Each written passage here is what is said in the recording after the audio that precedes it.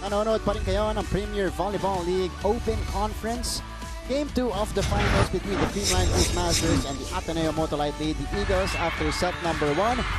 After a come-from-behind set number 1 win, itong Creamline Masters at ang naging mix niyan ay ang kanilang 7-0 run midway through the set. After going on strong initially in the early part of the match, we can kita natin sa Ateneo, it was Bea De Leon and Maddie Madayag really doing a lot of damage for Ateneo, and it shows na meron silang passing nun kung napapapalo nila si De Leon at si Madayag. But once Michelle Gumabao stepped into the service area for the Creamline Smashers, we haven't seen much points from her coming from the front line, but bumawi siya dun sa likod with like 7 consecutive service and a couple of service aces to change really the tide of the match. And kitang-kita na bago bigla yung body movement ng mga passers ng Ateneo-Motolite.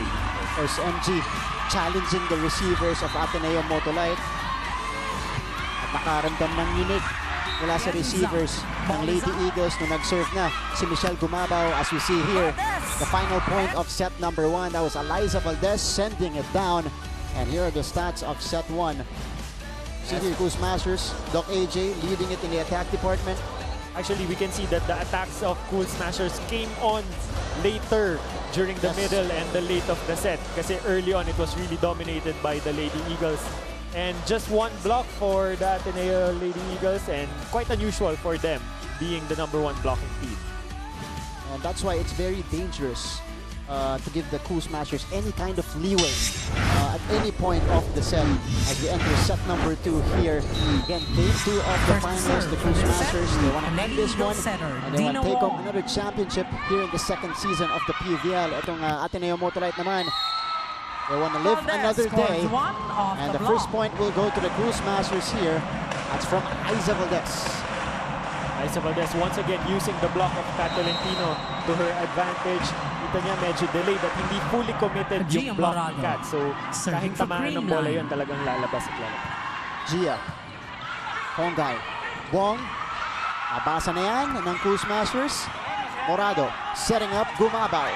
And getting it through the single block there is Michelle Gumabao. And as we mentioned in the pregame, it's really Gumabao who's gonna be the crucial factor or the determining factor for the campaign of the Creamline Smashers against the Ateneo Lady Eagles. At time, it was only Kat Tolentino who attempted to deny MG on that attack. So 2-0. The Smashers. Gia with great sniping again. This is a free ball for Creamline. Gumabao, that was awkward, but it will work. Again, MG will score. And ito yung sinasabi ni Coach Oliver dun sa timeout na. Alam nila yung gagawin, alam ng girls yung gagawin, but they're usually caught flat on their feet. Kung nandiyan na yung bola papunta sa kanila.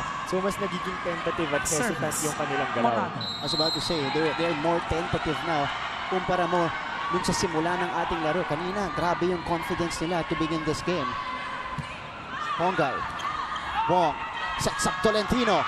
That's good for Kat Tolentino. Finally a point here for the Lady Eagles. To get their first Tolentino point. using her height to go again over the block. It's really targeting the baseline. So by targeting yung baseline, you're forced to get the ball at the highest point. Serving for Ateneo-Motolite. Pongay now will serve. Going. Morado to Gumabao. And Gumabao this time from the other side goes for the cross-court kill. Much credit to the smaller MG, Melissa Goheng, sorry. Yeah. And yun yung advantage talaga ng Creamline. Both teams are really good at serving. It just so happened that Melissa Goheng is on Creamline, providing a lot of the reception for them. So it's in the best interest of the Lady Eagles na wag targetin si Melissa Goheng. Oh, Morado keeps it up. Atienza gives up the free ball. Here comes Ateneo-Motolite. De Leon, nasalo ni Atienza. Galanza will put it down. Through the block. And the Smashers, Doc AJ are on a roll here as we go to Janine Choi for a report. Janine? Martin and AJ, para sa veteranong libero na si Melissa Goheng, sanay na siyang maglaro sa arenang punong-puno ng volleyball fans. Kaya sinabi niya, during those crucial times, importanteng makip niya yung composure niya, and she does this by zoning out, focusing on the court instead of the crowd. Sinabi niya na mula pa ng collegiate career niya, pre-game ritual niya na talaga na mag-viewing at panoorin yung previous game nila. Dahil para sa kanya, iba pa rin talaga pag pumasok ka ng court at pinaghandaan mo yung laro at pinag-aralan mo yung kailangan mong gawin. Mas madaling mag-adjust at mas confident ang galaw mo sa court. Alam rin ni Mel na ang buong koponan ng Cool Smashers talagang nagsipag para makaabot sila dito sa finals. Kaya hanggang dulo magtutulong-tulong sila para makuha ang kampyonato. Balik sa inyo, Martin at AJ. Maraming salamat, Janine. That was Pao Soriano with an emphatic kill.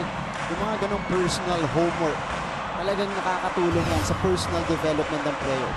And I'm sure Melissa Goheng, with her vast experience playing that position, alam na alam niya na yan. Especially, of course, inaral din yan yung Ateneo Lady Eagles. That's right. Si Coach Oliver ang nag-aaral. Siyempre, Coach Ed, coming from the same tree as me. So for sure, grabe rin mag-strategize yan. In the meantime, walang kumuha. Mula sa side ng Lady Eagles, look at the celebration here from Coach Kai Bundit and the Creamline Cool Smashers. Banco save of the day that was kept alive by Valdez. Pao Soriano, pinunta sa kabila, walang kumuha dito sa side ng Lady Eagles. It's gonna be a mortal sin for Coach Oliver knowing him. Now, it is a 5-point lead for the Cool Smashers. Gandler, sinalo ni Valdez, but it will not go through. Vanny Gandler with a point. 3-7. Gandler bumawi kagad after that communication error a while ago. Pinabawi rin siya ni Dina Wong dito, setting up Vanny Gandler. Pinarecho pa yon kay Eliza Valdez. The lead is down to 4 here. You got Kat Tolentino now serving.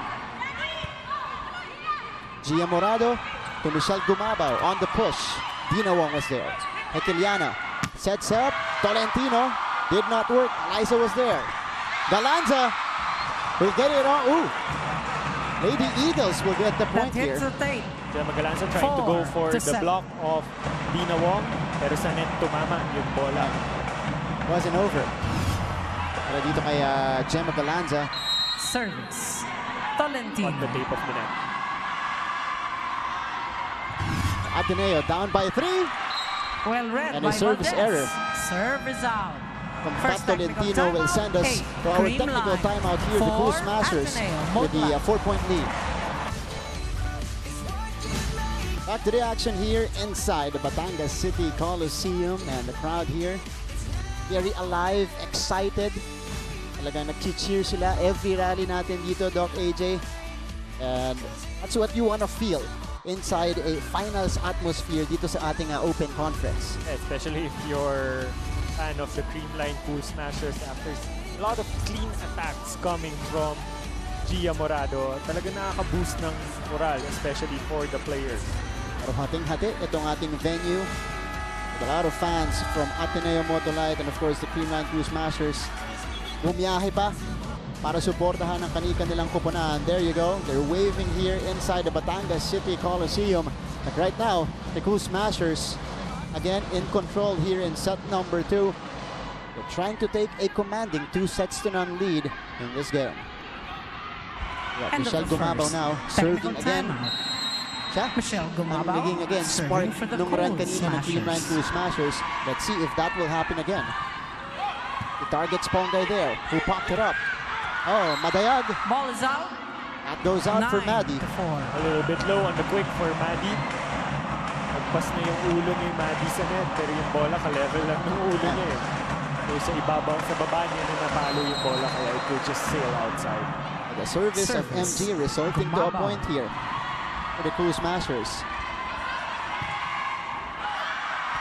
But she's gonna follow it up with the error. I might have jinxed that, Doc AJ. Serving now. Yeah, medyo sa baba niya rin na-contact yung bola, hindi dun sa pinakamataas na angle.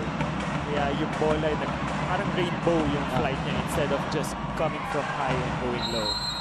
Vanny Gandler. Now Vanny Gandler, serving for Ateneo-Motolite. one of the more impressive first-year players para dito sa Lady Eagles. Coming out of that program. Angela Salzubel in high school. Risa Sato off the middle attack. That's Sato good. with a quick push. Even if it's a missed hit for Risa Sato, she'll take that point.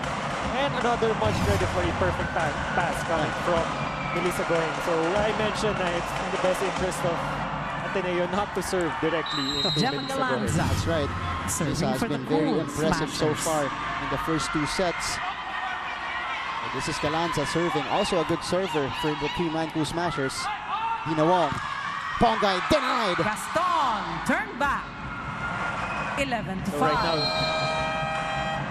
Timeout. So a timeout here Lady of AJ Eagles. called again by Coach Oliver Almagro. Lumolobo na ang lamang ng Cool Smashers. Power mo na! Isa't isa na yung binibigay sa'yo ni Power Target, di ba? Oo, oo tayo ng oo, pero we're not doing it eh. Di ba, Kim?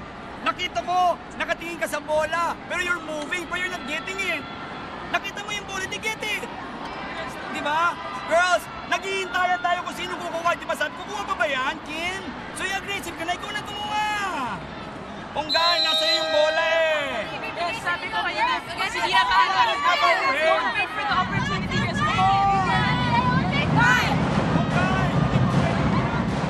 And going back to the action here, it's a 6-point advantage here for the Creamline Cool Smashers and a couple of points mula dito kay Risa Sato, one off an attack and one 11 to off a 5 block. is the score I here in believe the she's second set. the stabilizer Creamline on top. of this team. Good things happen when she is Galanza on the floor para at dito the sa service Creamline. zone. actually, we've seen Isa Sato in a much more dominant output when it comes to points in certain games. And it's good right now that she's still providing A that dozen points kahit cross. hindi yung usual 12 numbers. to 5. Because everyone is still contributing to the cause.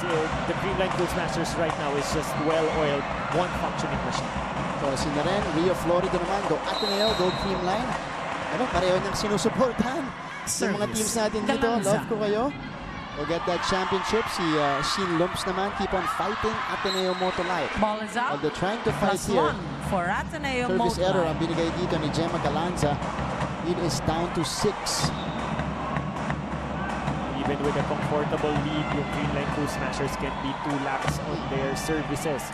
Kasi yan na yung kanilang advantage over the Manila-Motolite Lady Eagles right now. serving for Medyo na-break nila yung Ateneo-Motolite. confidence yung ng passers ng right. Ateneo. So might as well just go for the kill all the time. Sato with a But quick again, Gia tip. Morado going to 13 Risa to 6. Sato in that middle area. And again, it is successful for the Cool Smashers. Tignan natin yon. The soft touch by Risa Sato working here Service. Risa for her Sato. team. Risa will now serve. That is picked up by Wong. Here is Pongay. Andun si Galanza. Morado will send the 1-2. And it will not be Morado, picked up veteran or sent move. over by the Lady Eagles. 14 to That was a 6. very deceiving 1-2 coming from Gia Morado.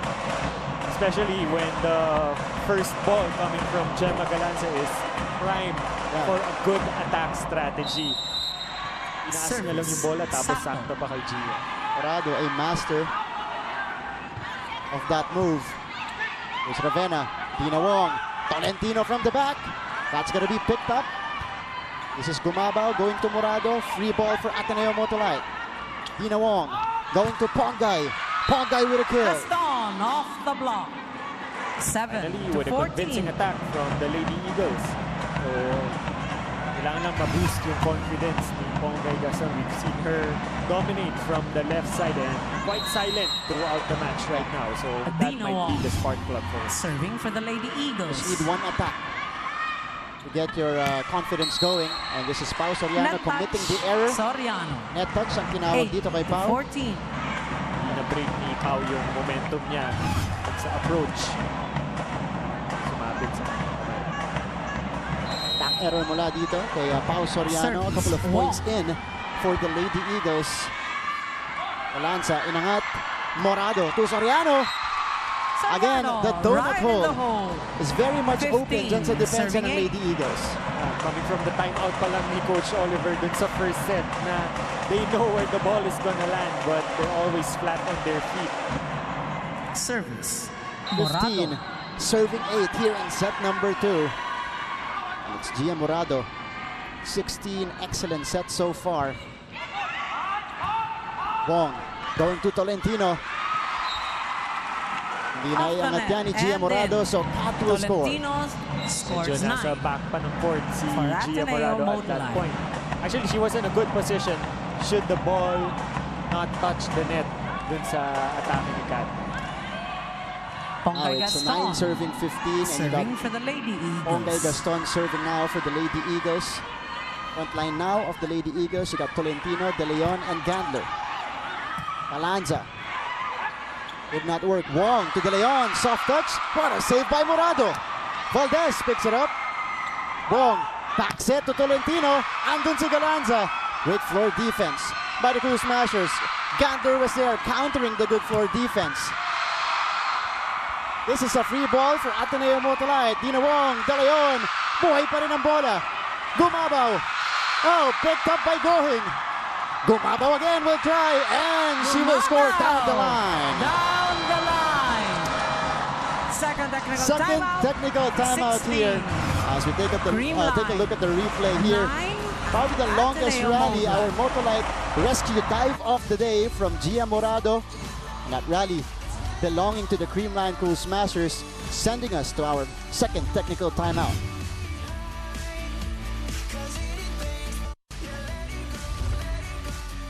Magbabalik tayo sa ating coverage of the Premier Volleyball League Open Conference, game number 2 of the finals. Actually a good view of our venue here, the Batangas City Coliseum. Fans again erupting with each point. Lalong-lalo na kanina, we are coming off our longest rally probably of the match so far, Doc AJ. And right now, the score shows with a dominant lead yung Creamline Cool Smashers. It's actually just the Creamline Cool Smashers matching the energy of the crowd right now. Medyo kita natin sa body language ng Ateneo-Motolite Lady Eagles right now that they're still very much hesitant. And Cool Smashers have done a great job in countering each point, fending off any run na gustong gawin itong Lady Eagles. And it's Eliza Valdez now at the service line. That's good sniping by Eliza. Wong, Tolentino with a push. Atienza with a save. Galanza denied by the double block. Well read by Tolentino. Galanza trying to attack the block, hoping for a check out. Pero maganda yung positioning ng block ni Tolentino. She was pressed into the net. Bea De Leon. And that's the elite blocking that we're used to seeing from Ateneo-Motolite. That time, Tolentino putting it down. Morado, one-handed set. Soriano did not work. Gandler. That's the check ball. There's a ball touch the fingers called on of the the blockers. Cool Smashers. Nakita na iba yung direction 11-16. ng bola. 2 points in for Ateneo-Motolite. Vanny Gandler. Ay padaan yan sa mga fingertips ni Michelle Gumabaw. Parents of Bea De Leon watching here. Oh, Galanza is denied again.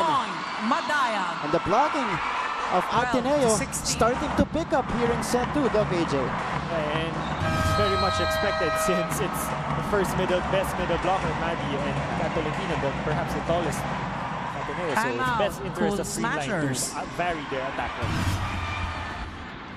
Not did. Again. One more goal. Half strong. Para tayo mag-set ng pace. Lapitan mo yung bola. Coverage, ha? Half strong. Okay. Dahan-dahan lang. Dandan sa receive. Dandan sa receive. 9. Sorry. Let's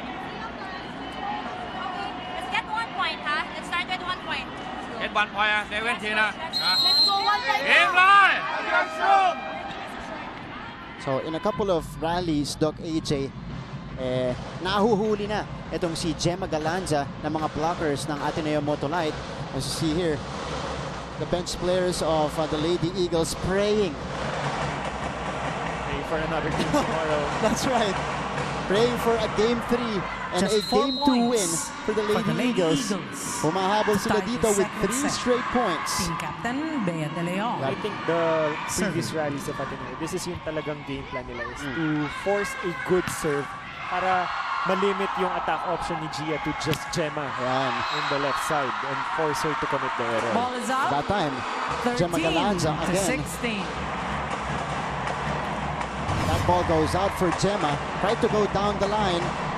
I was very close though.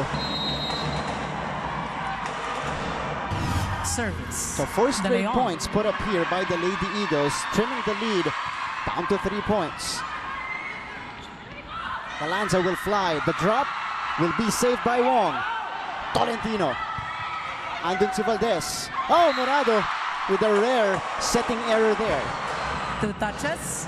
Called on I'm Morado. sure it's in the instruction of 14 Coach to Oliver 16. to Bea De Leon to target Eliza or at least zone 1 with the serve kasi dun ang gagaling si Pau from that side para at least maipit yung approach niya. And as we Service. see, it's been De Leon. Gemma Galanza being forced to only attack from the left side. And almost the same scenario here, Doc AJ, in set number 2. Pagkatapos ng ating second technical timeout, this time, Ateneo-Motolite creating a 5-0 run. And Maddie will continue that, trimming the lead down to a point 15, 16. serving 16. Lady Eagles once again coming alive here in the second set. Wow. Service. Good De Leon. recognition there by Maddie Matayag, putting it down. Like that 6 straight points now. Ateneo-Motolite. Morado goes to Gumabaw. Gumabaw Who off gets the it off the block. block. 17 to 15. Michelle Gumabaw proving that she's the X factor for Creamline. After that long run from Ateneo, unsuccessful with Gemma Galanza on the left. It just took one attempt from Michelle Gumabaw on the right. Kanina Creamline. siya yung nag-spark ng run. Ngayon naman siya yung tumapos ng run. In. Oo. Ateneo-Motolite. So you have Philca Inglet Cayetano coming off the bench. But good job in the targeting Serving for of the Bea De pool. Leon. Smashers. Didn't see any attempt coming from Pau Soriano in the middle kasi ipit na ipit. The adjustment has been there for the Lady Eagles. Morado to Gumabaw again. Denied. Gumabaw on But the hit out. The ball will go out. 18 So Gumabaw to 15. will score the point again. Back to back for the Cool Smashers. Gia Morado realizing that binabantayan talaga si Gemma Galanza, especially she's up against Kat and Maddie dun sa left Service. wing. Cayetano. So brings or take a lot of heat from her and just give it to Michelle. Tolentino. Tolentino Pumawi into naman the para block. dito sa Ateneo-Motolite, 16 getting it to through the 18. 2 blockers. Filipino seeing that the block of Risa Sato was very much delayed. Hindi na nga nakalapit sa net yung block ni Risa kasi delayed siya. At dun Service. niya na inatake. Tolentino. Now, 2-point lead. By the Cool Smashers, Tolentino. Diretso kay Valdez. This will be a setup for Sato, and it's good. Quick attack. 19. So far, a lot of those 16. power tips coming from the middle, be it Risa Sato or Pau Soriano, has been unanswered by the Lady Eagles. That's right, Risa Sato coming alive here in Michelle set number Gumabaw. 2. Serving for the Cool Smashers. Extending the lead once again to 3 points. You got MG now at the service line, targeting Gandler. Dina Wong with a pickup. Tolentino straight to the net. That hits the net. 21. Middle awkward at the approach of Kat 20 to Tolentino. 16. Substitution. Lagi pa siyang pasok dun sa Ateneo-Motolite. court 3 whereas out, the ball was 4. sailing outside Samonte already. in. So pag medyo 10 out, lumabas lang siya sa court at that Maragino instance in. na yon, would have been a good hit for him. Doble palit ulit mula dito kay Coach Oliver Almadro, Doc AJ. You got Jaja Maraginot checking in with Jules Samonte. Service. Gumabaw. 20 serving 16. MG with a serve. That's straight to Ravenna. Here is Samonte. Denied. Monte denied Wow, Risa by Sato. Couple of points again for 31 to Creamline. 16. Timeout. This time, Lady Eagles. Coach Oliver will call for time. He has seen enough here in set number 2. In the meantime, ito yung denial ni Risa Sato and leading to that fudgy bar, O-bar sa sarap moment coming from Coach Ty Pundit. Sa'yo na binibigay, ano mo gagawin sa hindi Gumabaw? Huwag ka mauna, hayaan mo siyang tumalon. Di tsaka flat ball kasi, kaya hindi mo na papasok eh. Flat ball, papasok sa kamay mo yung pag flat ball. Flat ball, 1, 2, area! Naintindihan? Now, do the coverage! No problem! Keep on talking, just keep on talking. Okay, let's go, let's go, let's go. Girls, girls, I like what I'm seeing, just keep the hustle, okay? Coach Oliver just reminding the blockers that what's more important is the area defense. Sometimes kasi pag blocker ka, nakaka-tempt na mag-focus ka lang dun sa bola kung saan siya dadaan. Whereas kung established naman yung floor 5 defense points up system for the ng Cool team mo, Smashers. it's all about Here in the blocking the second area. set. It's not really just Michelle blocking Gumabaw the direction of the ball. serving. Very specific instructions again mula dito kay Coach Oliver. Gandler. Cannot put it down. And that's a point for Vanny Gandler on the cross court. 17 to 21. Credit also there for the perfect pass coming from Danny Ravenna. Quite long since we saw a perfect pass from the lady. Vanny So the lead is down to 4. 17 is serving 21. And you have Vanny Gandler now serving. Vanny. Oh! That is an error coming from Gandler. A crucial one as well. A little too much muscle at that point. I think hindi sa as ng bola niya na hit yung contact. And the Cool Smashers looking to close out. Dito sa ating set number 2. Only 3 points away from taking a 2-0 lead. Galanza picks it up. Morado. Valdez on the combination. Gandler with a save. Pongay will send it across. Morado, 1-2, picked up by Maraginot. Samonte cannot get to the ball in time, or at least in the right position. 23-17. Difficult pickup mula dito kay Jules Samonte. And now the Cool Smashers. That is point number 23 for them in set number 2. 10, Tolentino in.